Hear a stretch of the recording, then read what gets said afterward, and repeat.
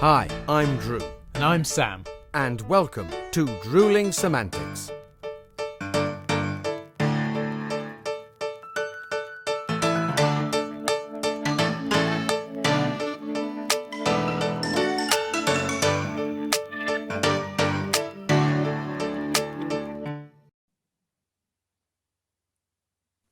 Well, hey! There you go.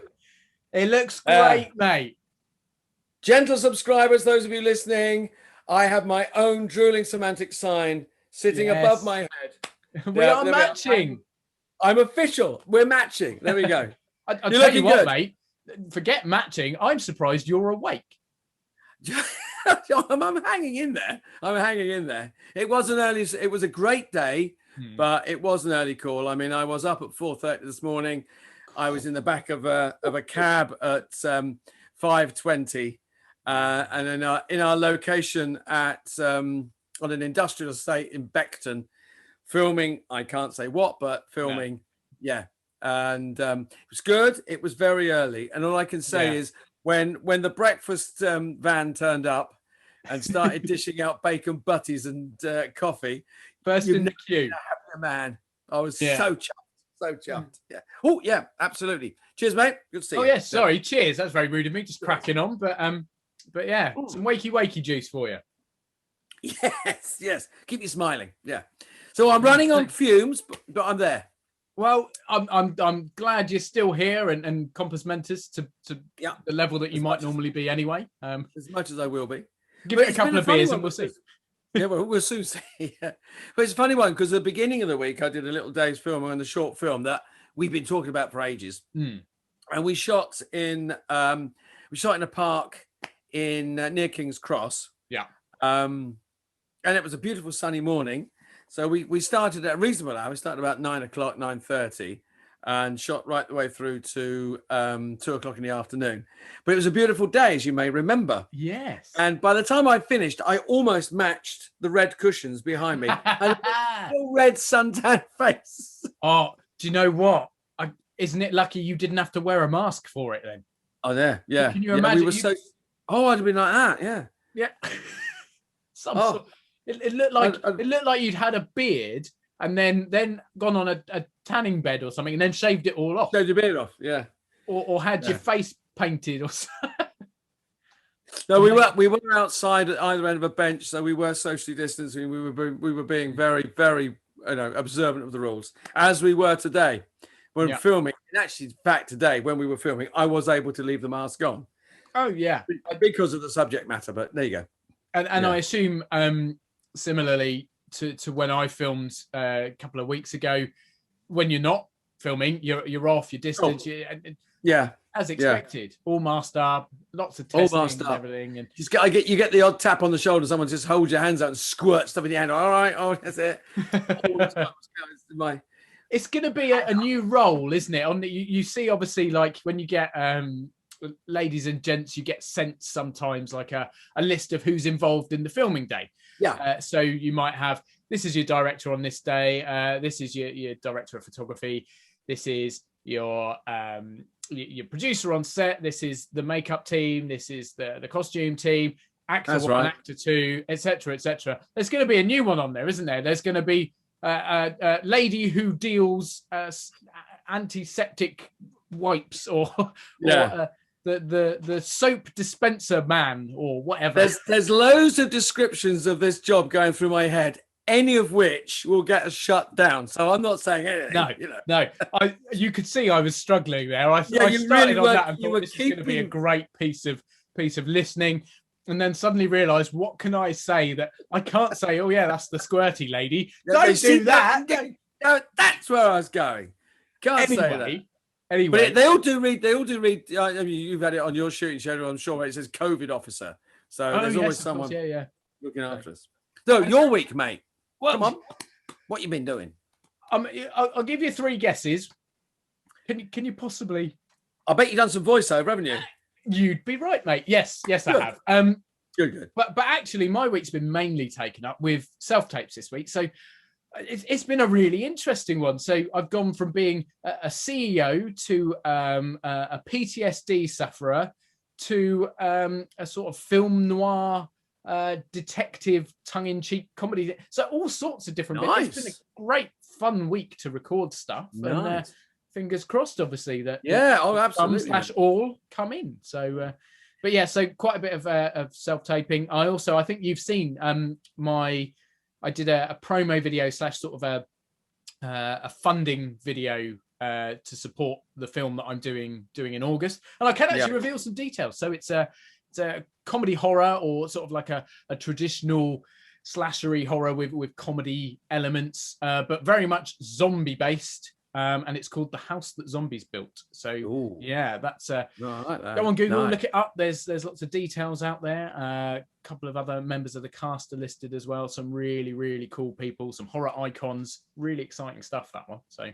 those are always tricky things to do, aren't they? Because you don't want to be too beggy, but you don't want to appear not enthusiastic. And I saw yours, and I thought you struck a nice line, but it's always at the end of it is like, we do need some funding for this, which is always tricky with independent films, because you know you've got to have the money, but you can't get too like, give us some money because we're desperate. Well, this is it, and at the end of the day, you want to create something that people are going to want to see, and that does take funding. And as much as there are lots of filmmakers out there who are fortunate and do have their own money to throw at it, equally there's a lot of people that have an incredible idea, or there's a script writer and a director and some actors who have all come together, and they've got this incredible ability to do something, but they aren't able to stump up the cash or whatever. So they've given everything they possibly can, but you do need that sort of push across the line, I suppose. Yeah, exactly. And, exactly. I mean, because you've got,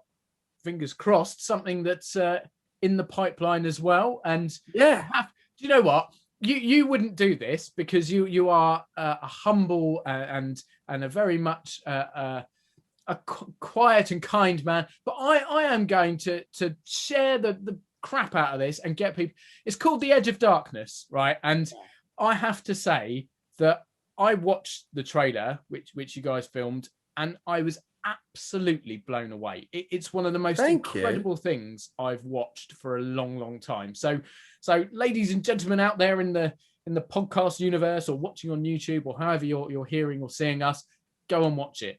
Look up Edge of Darkness trailer. It needs to be in the cinema now. I want to see it now. It's incredible. So Drew, mate, I tell you, it was great fun to do. I mean, we had enormous fun running around locations up and down the country. But it comes, and it was written by a big hero of mine, Brian Clemens, wrote the stage play, which we toured. We toured that for 3, 4, 5 months. And then the concept was written by his son, Sam, who directed the play. Yeah. And Sam and George, now, they used to be the Clemens brothers, they're now Take the Shot Films, so they're going to be making the movie. So we shot this thing over about 5 days.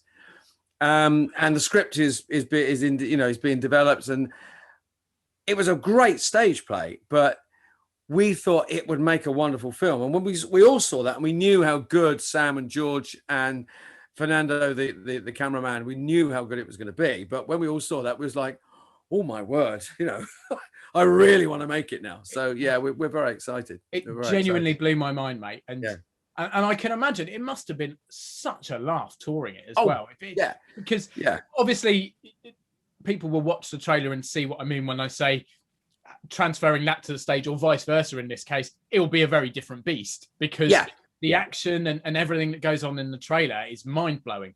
But I can only imagine what that must be like as a play, because I haven't read the play. I don't know the play personally. No, the play is set at a period prior to the Second World War, but a lot of the two main characters, their backstory takes place many years, in the past. Well, a few years in the past, which greatly affects their lives and the rest of the story.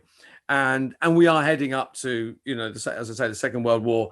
So there's a great deal of action that takes place, or a great deal of storyline that takes place. That is this on the edge of darkness, the fear of what's going to happen. And it works, as I say, we toured the stage play for, it was about 5 months. which works as an amazing thrill. I mean, Brian Clemens was a great thriller writer, and writing the Avengers and episodes of The Professionals and stuff like that. He was a genius. And his both his sons have inherited his genius. But the tour was great because we went all over the country with this sort of classic thriller set on a stage in a cottage in Provence, and we all knew that we loved doing the play. I mean, I miss working, I miss touring, but I really miss that show. But but things are changing. I mean, I've noticed this week there are live theatre and tours being planned again. Thank heavens. Absolutely, it's such a, I'd say, relief. It's not a relief because we're not there yet, and obviously the majority of stuff that is booking now, it's things that have been postponed for a while or were already in motion. So companies have been a bit more. It's been a bit simpler to reignite that, to start that up again. So the industry is obviously still very much on a back burner, but these little fires are lighting up, and we're starting to see things coming out again. And as you say, some tours which are booking. And my God, do I miss touring? Mate, I love it. I want to be back out there, mate. I really do.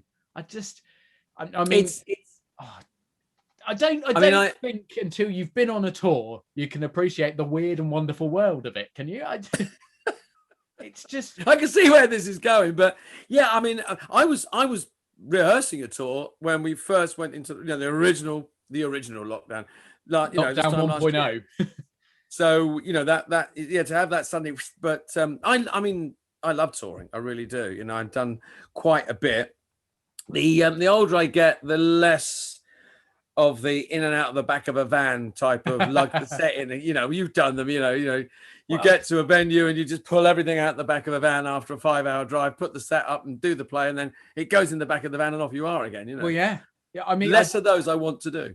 That's kind of. I mean, I started out. I think I may have mentioned it. I don't know if I have mentioned it before, but but I started out in a tribute band. That was my first sort of big outing into the world of performance. I was in a Take That tribute, so singing and dancing we were a 4-piece. We were post Robbie, so just the four of us. But yeah, me and 3 other guys driving around the country, literally in a car with a massive boot or sort of a 4x4. And as you say, I mean, we'd go up as far as Blackpool or Newcastle or whatever in a day. Drive up there during the day. You'd get there sort of early evening, set things up, quick sound check, an hour to grab a bite to eat, and then you'd be on, and we'd finish, I don't know, 10:30ish in the evening or so, something like that, and then we'd be back down again. So whoever drew the short straw was doing the drive overnight, or you might have to stop for a pause and swap around a bit. And then the following day was a write-off, wasn't it? Because unless there were times where you'd have another show, so you just kind of go, well, bite the bullet, kind of energy drink. I was going to say a brand then, and I thought, no, I won't.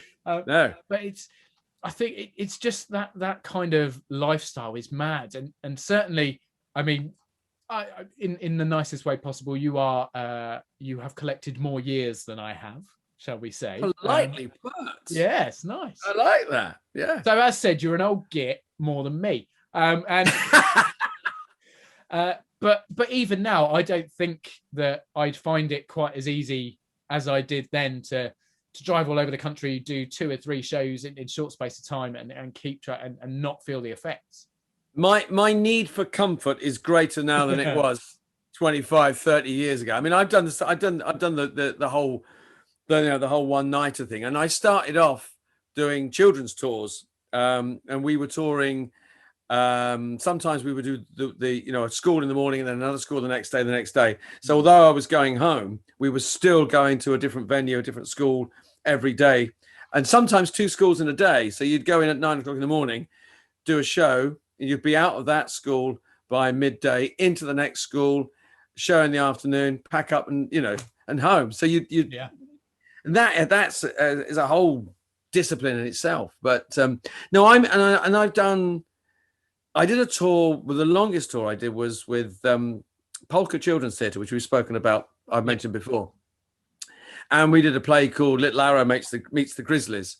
And most of our were what called split weeks. So you'd do, half the week in one venue and half the week in another venue and travel in between. And we did a long tour of this children's play. Beautiful play. I love doing it. I played Little Arrow, which is a 12-year-old Indian boy, which necessitated me having all my body hair removed. I just throw that one in. Wow. Yeah. So because there was myself doing the tour, and then in Wimbledon there was another guy doing an in-house production, and they both said that we'd like you to, because I'm not the most hirsute man in the world, but so it necessitated having all my body hair shaved off, so I looked a little bit more user friendly as a 12-year-old. But we drove around in a big van with all the set in the back. We would get to a venue. We played some theatres, lots of theatres, and we played some schools, community centres, and arts venues. So the style of venue was changing all the time. So we were having to change performance, as when you did the tribute band stuff. You're going to play a big venue. It's going to be a completely different show to a smaller venue.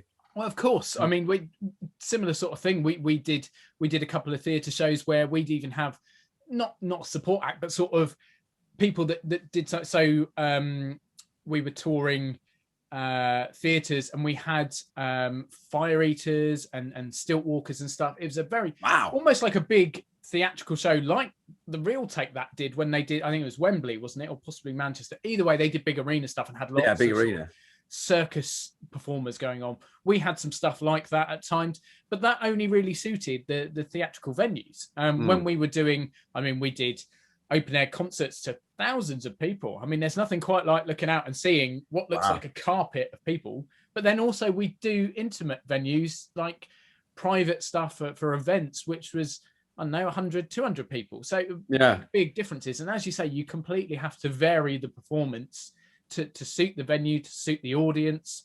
And actually, you mentioned about doing schools tours. I think that's such an incredible way to get into performing, because I think when you talk of audiences, you will never have such an honest and such an enthusiastic audience as a group of children. I think that And I toured with you may know them, Hobgoblin Theatre. I do know. Yes, I do. Yeah. Superb. One of my favourite companies I've ever worked for. So if they're listening, thank you guys. Loved working for you. Bring me back. But again, big transit van with all the set and stuff in the back, 3-hander tour. And we were doing 2 to 3 schools a day. But it was obviously, because it's schools, it's within school hours. So at least you've not got horrendously early starts like you had this morning, or really late finishes, as are prone to happening on film sets quite often. But just silly little, I've got some great memories from doing that. Silly things like sitting in the staff room at about 7:45 in the morning and eating toast with like the teachers, because the kids were still going through their morning reception or whatever, and they're just like, oh, do you want to come chill with us? And it's just these funny little things. I mean, I'm sure you've got hundreds of little moments that stand out for you. I remember from the schools tour, I remember this is how long ago it was. We were in Southport, in a big theatre in Southport, on the day of the first Live Aid concert. So there you go. Wow. The very first Live Aid concert. We were playing to about 500, 600 children. And I used to go on playing Little Arrow. I used to go on various little adventures and run around the auditorium and get the kids all involved in the storyline. And that basically was why there was a scene change going on. Then I'd leave the stage, run around the auditorium, and then get back on the stage. And the scene changed with it, and we were into another part of the story. And all the way through the play, I'm being pursued by a wolf that wants to kill me. That's perfect subject matter for children, isn't it? Teaching them all about how wolves want to kill them. How wolves want to kill you. But each time I'm protected by a grizzly bear who becomes my brother. Hence, Little Arrow meets the grizzlies. Yeah. And at one point, I draw a bow and arrow, and I'm about to put an arrow through, the temple of this wolf. And I drop the bow and I go, no, I cannot harm you, brother wolf. And this one little voice came out, and dear listeners and subscribers, I've got to use the word, but I said, no, Brother Wolf, I cannot kill even you, or whatever the word. And his little voice from the back went, "Ah, Christ, what a wanker." Oh man, That was this child's critique of the the Red Indian Nation, if I'm allowed to use that term, the native Indian nation. Yeah, I should wow. say. Wow. Yeah, I was hysterical. I mean, But, do you know what? I think, and that shows kind of the honesty of kids. We've both done panto numerous times, and the amount of time I've played a villain a few times, as have you actually, and the amount of times you get to the climax of the piece, and the hero has won the day and captured the villain, and they utter the traditional out to the audience, "What are we going to do with him, boys and girls?" And to a T, to split second timing, every single little voice in that theatre will go, "Kill him!" And you're like, what are we bringing our children up to want to do? Oh no, but it's brilliant. Attitude, and also, as you go around the country, geographical attitudes to plays change. I mean, what a play that will be funny in, I don't know, down south is not so funny out west, and then you go up north and it's, suddenly it's hysterical. I mean, I did a play years ago and went to a theatre, the Rose Theatre in Whitehaven, right up in Cumbria. And it was cold and windy, and we thought, we're not going to go down terribly well in this restoration comedy. And they were turning people away at the door. It sat about 500 people. We could have got twice that number in. We were only there for one night. And we had probably one of the best responses to this restoration comedy that we're ever. It's like, wow, we just think this would not be their normal fare. I mean, and the next night they had, they had a ventriloquist and a variety night, and the same audience would be going to that. And you think that's the genius of touring, because you're taking stuff around, you don't know how it's going to go down, and you're going to just go for it, And it's also the opportunity to take things to places that might not get that often, might not get to see it. I mean, yeah. Here's an interesting one. So we mentioned, I think it was last week, possibly week before, that you and I have spent a lot of time working together touring British comedy. So that's right, British comedy via dinner theatre. Yeah. And one of the shows we happen to do is Mrs. Brown's Boys. And I'm not sure whether we were together at this particular occasion. It might have been two different casts, but certainly there are stories of the show going out and turning up ready to go. And the majority of our cast are based in and around London. So they're either from there originally or fairly nearby. So obviously the Irish accents are put on. And turn up for this gig, ready to go, all ready and raring, get out there. And I would say 95% of the audience was Irish. and you do that like, oh my God, what am I about to do? Like, don't get me wrong, I'm confident in my accent in that I can pull it off, but not to be sort of critiqued by an audience who have that natural accent, like, and it's quite kind of, oh my God, what's going to happen? I know. So you're thinking they're going to hate us. They're going to, oh my God, brilliant! They absolutely loved it. They genuinely adored it, and were a great audience. So you can never really tell, can you? You never know. That's another beauty of it, as you say. So unpredictable. It is. I mean, I've taken various. I did Manuel 40 Towers, and we've gone to loads of venues over the years. But we've been out to Spain a couple of times, and doing Manuel in Spain is hysterical because he's become a national hero. They love Manuel. Yeah, he's and they actually don't mind the fact the Spanish regard Manuel a little bit like we think of Norman Wisdom. He's this lovable clown, this lovable buffoon, and they don't hate or dislike John Cleese's role. They don't dislike Mr. 40 for telling him off.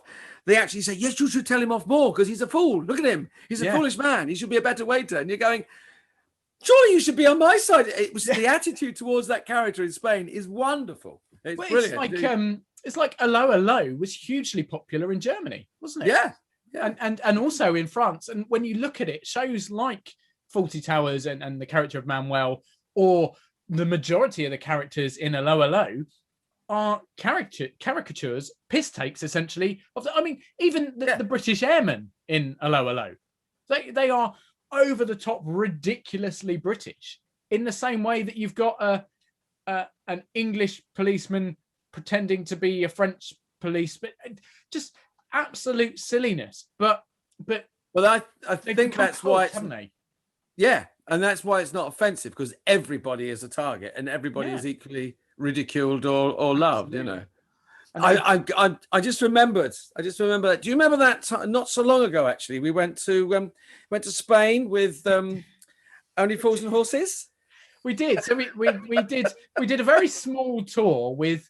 Was it 2 shows in Spain and 1 in Gibraltar, or 2 in Gibraltar, 1 in Spain? I can't remember which, but I think it was 1 in Spain, 2 in Gibraltar, mate. Yeah, that was that was an entertaining time, wasn't it? Yeah, it was a lovely restaurant on the seafront in Malaga, beautiful, and we arrived full of like, this is going to be great.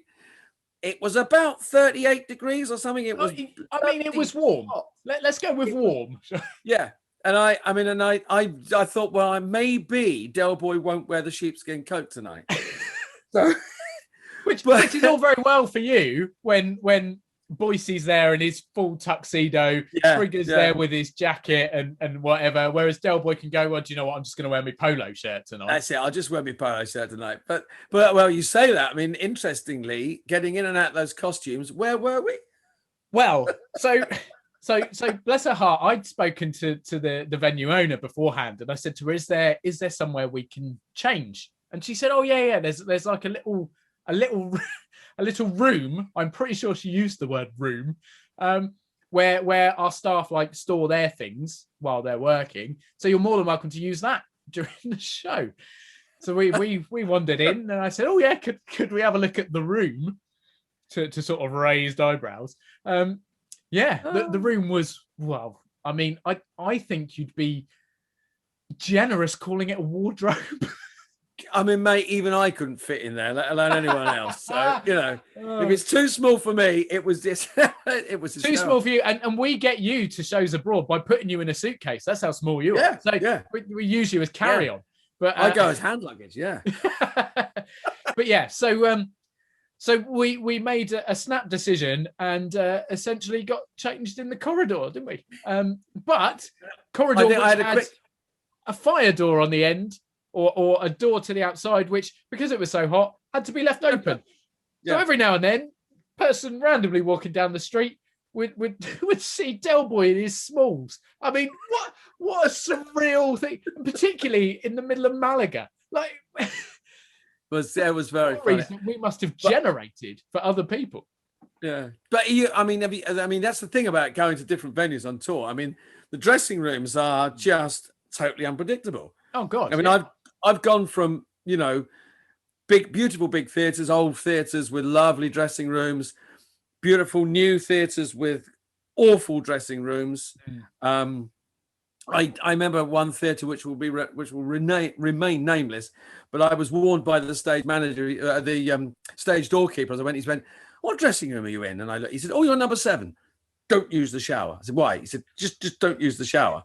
"Oh, okay. Is it leak or something?" He said, "No, there's not much." And then I looked in the room, and they put sort of planks of wood under the shower just to hold this thing up, because apparently the week before it had fallen through the floor. So no. You're propping it up, and I'm going, I'm not going anywhere near that, you know. But yeah, so it is. And he said, yeah, the floors, he said, it's all right, you're okay. He said, in fact, I probably wouldn't use that loo at all, you know. So I was trotting off down the corridor to go to the toilet, so the floor, the dressing room didn't fall in. It's hysterical. Amazing. But then we've done, I think was it Guildford we did, where we ended up with a dressing room each, which is unheard of. That's showers and God knows what else we'd need. And actually a really interesting place to perform, because we've done there where it's been totally sort of reversed, where instead of us being on the stage and an audience sat out in the seats, we've brought the audience onto the stage with us. So we've done the whole performance with the curtains closed, but we're basically backstage all together. Very, very like unique sort of scenario, that one. And you say about changing in weird places. I'm pretty sure we did a couple of shows just outside of London, actually, where our changing room was the disabled toilet. Yes, I've done a lot. I've in fact, I'm thinking of when we go out again of keeping a record of the best loos to get changed in the country. You know, loos with a view or something. I once got changed on in a theatre on a landing between two sets of stairs. Yeah, the theatre was being refurbished at the time, and we were doing the show dinner theatre. We were doing the show in the restaurant, and they said, "Well, you can't go backstage because it's all being refurbed and there's no power or anything, but you can get changed in the stairwell." So I literally on a landing between two sets of stairs, 4 of us. Wow, hysterical. I mean, needs must. You do what you got to do, don't you? You do what you got to do. You do what you got to do. So go on then. Here's a challenge for you. We had an amazing response when we did our sort of question and answer episode where we talked about we've done various anecdotes and small stories in this episode, and I guess it's kind of run away with us talking about touring, but hopefully this is going out to listeners and watchers and showing just how much we love what we do and how much we miss it and the fun we have on tour, and essentially how much we cannot wait to be back doing it again and hopefully generating lots more stories. But if you had to go with your favorite or craziest sort of touring story from either from a short tour or a one-off sort of performance somewhere, have you got one that you could throw out there? Touring story. There are quite a few, but I did a tour of the Mousetrap in Germany for Brilliant 6 7 months. It was a lovely show. And I played the character. I played the young character in it, Christopher Wren. So you can tell it was a few years back. Wow. It was a wonderful tour. And the German audiences, we went Germany, Austria, Switzerland, Italy. We went right across Europe, but predominantly in Germany. And the Germans absolutely love traditional English plays. And one of their favorites is The Mousetrap. And they have a theatre in Hamburg called the Mousetrap Theatre, the Mousetrap. Oh, wow. So we did 3 weeks in Hamburg, 4 weeks in Hamburg, and then went on this national tour of Germany and various others. And we were in a tiny little village in Switzerland called Chur, up in the Swiss Alps. It was beautiful, and we arrived and we drove from sort of warm, lovely countryside. And we climbed higher and higher and higher, and it was absolutely freezing. It was perishing cold. If this story is going to end up with all of you huddled up in a car in one sleeping bag, we don't need to finish it. Almost that, but it was. We never quite got so far to get, because we went out to the van the next day, and in this beautiful, wonderful little Swiss town, and we'd been in there. It wasn't. We were in a town hall in Chur, and it was just gorgeous. Yeah, had a lovely night. Enjoyed ourselves. The crew bus drove back to the hotel. We were all traveling all together. So there was 8 of us on this crew bus. Got back to the hotel, got up in the next morning, got out to the crew bus, and the back doors had been taken. 2 of the seats at the back of the van gone, and all the wheels had gone. No. So we were stuck there. The crew, in the meantime, the stage manager and the technical manager are off. They'd gone to the next venue. So we were sort of like, what do we do? What on earth do we do? You know, when we had a stage manager with us, we had a assistant stage manager. He said, "Don't worry, I'll make a few phone calls." It's like, what phone calls are you going to make? You're from Watford. You know nothing about Switzerland. So he made a few phone calls, and then we went from Chur to the next venue in a gypsy caravan. Wow. He turned up with a gypsy caravan. This guy said, "I'll rescue you." And we didn't, all we had was suitcases. Yeah. We just had sort of like overnight bags. So we piled in the back of this gypsy caravan, pulled by a horse. Amazing. through Switzerland. And we weren't that far away. And they were going, "Where are you? Where have you been?" And we had to come on that. Look at that, you know. But that's one of those. That was just what turned from disaster into something just ridiculous and magical. But yeah, that's the one that just a ridiculous story. Amazing. There are some worse ones. There's some disaster stories. Oh, but they'll crop up in weeks to come. But yeah, well, exactly. And the beauty is that it will fit into various other topics we end up talking about for any reason. But I wanted to mention yours? One because you were very much involved. And it's just whether you remember. Oh, you must remember. So we'd done our show. I can't even tell you where it was. I think it was somewhere out Essex way. I couldn't tell you for certain, but we'd had a fantastic show. And afterwards we were sat out having a beer, as we tend to. We like to have a drink afterwards. And quite often some of the audience will come up and say, "Oh, this sounds really big-headed," but they'll come up and say, "Well done, we really enjoyed that. Thank you. Had a great time. Lovely." And on occasion, we'll be offered a drink by members of the audience. And in particular, this couple, in fact, it was two couples. It was a man and his fiancée or wife. Is this ringing any bells yet? Yes, it's yeah. So a man and his wife or girlfriend, I can't remember which. And then I think it was her parents, her mum and dad. And they said, "Please let us buy you a drink. We've had a great time." And I think there were four of us in the show, but I think one had gone to bed. So it was you, me, and our colleague Rob. No, tell a lie. It must have been. I think there were three of us towards it. But either way, we were sat having a couple of beers, and eventually the ladies' mum and dad, they left because I think they'd driven home. But the couple stayed, and you could tell that they'd been on it all night. They'd had quite a few drinks and obviously had been racking up this tab and continued to do so. And they bought a couple of drinks and we bought a couple of drinks, etc., etc.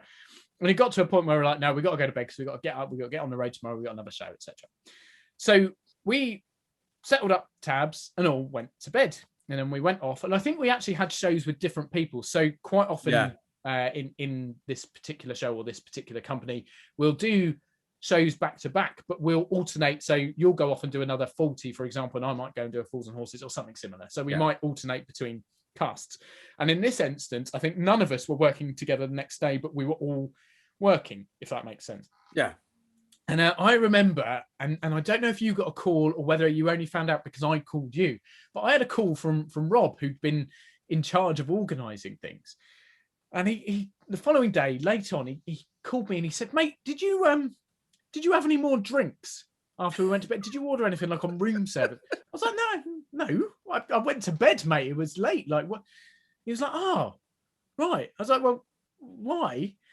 And he said, our boss has had a call from the venue asking if someone by the name of, I can't remember, let's say Johnson. We didn't have anyone by the surname of Johnson, but no, asking if one of us had been in room 700. And we were all on the ground floor. So I think all our rooms started with 100 and something. So and he said, no, that can't have been any of us. Why? And essentially what had occurred is this chap and his fiance had seen fit to go to the bar, and they'd said, obviously, "Do you mind paying your tab?" We'd obviously gone by this point. Yeah. "Would you mind paying your tab?" And basically it said, "Oh, no. We're not paying for that. They bought all the drinks. They've told us to give you room number, blah, blah, blah, and name the." So we didn't find that out until the next day when our boss had, because we'd all checked out and gone and moved on. That's right. Yeah. We'd had a call basically saying, someone said that you were buying a load. And so they basically try to offload their tab on us, which is just the most surreal thing when you think they'd come and offered us a drink. But yeah, so that is the life of touring. You have these phenomenal stories, you have these incredible experiences, but at the end of the day, it's just so much fun. And hopefully soon to return, mate. Hopefully soon to return. Yeah. Indeed, mate. So anyway, what have you got coming up then? Hit me with it. What's on the agenda? It's a reasonably quiet week this week. I've just got some rehearsals and then a couple of production meetings this week. So it's a reasonably quiet week. I'm going to sort of spend some time with my mum, in connection with Easter. So yeah, it's not so hectic. I'm a little bit more at home, Yeah, so I've been up this morning since I got another day's filming tomorrow, so that's nice. And then that's done, so I can take my foot off the gas a little bit. So, well, but you after the week you've had, I'm not surprised. Yeah. This week was a little bit of a where the hell am I? Yeah. You got a busy one? So I've got some more voiceover booked in as per usual. I've got a little bit of editing of stuff. So I've been finally sent some footage for some cool stuff that I've done in the past, which is great. Nice. So I can now play around with that, get some of that edited together to update show reels and other things. And just the usual, hopefully hear back from those self-tapes. As we've mentioned previously, you tend not to hear back about things, which is sad. But I keep my fingers crossed anyway. It'd be lovely to hear that at least one of those has been successful. So I've got something else to look forward to.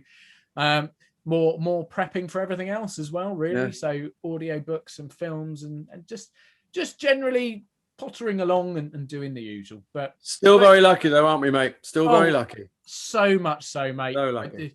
And do you know what? The closer we get to certain things being lifted, and the more we get into new, slightly relaxed rulings and things, the closer we're getting back to being able to do what we love and what we adore full time and physically being out there and doing it properly. So yeah. There we go. But well, anyway, it's been another sort of revealing our past episode. Another afternoon, yeah. But it's been wonderful as always, Drew, and you, Sam. Have a great week, and I look forward to catching up. Yeah, in a week's time. Here's to you. Here's to everyone. Mate. Have a good one. Take care. Cheers, mate. Look Thanks, after everyone. yourself. Bye. Bye, everyone. Bye.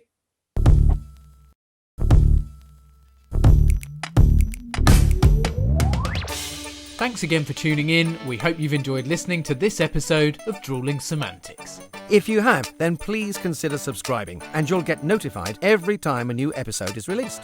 The podcast is available on all good platforms or directly through our RSS feed. Just check the podcast details. You can also find us on all popular social media, and you can even watch us on YouTube, although why you'd want to look at Drew's face is a mystery to me. Again, all our social media links and handles are in the podcast details. We love welcoming new followers and subscribers, so please share with your family and friends, and we'll be eternally grateful. Stay safe, and we'll see you next time.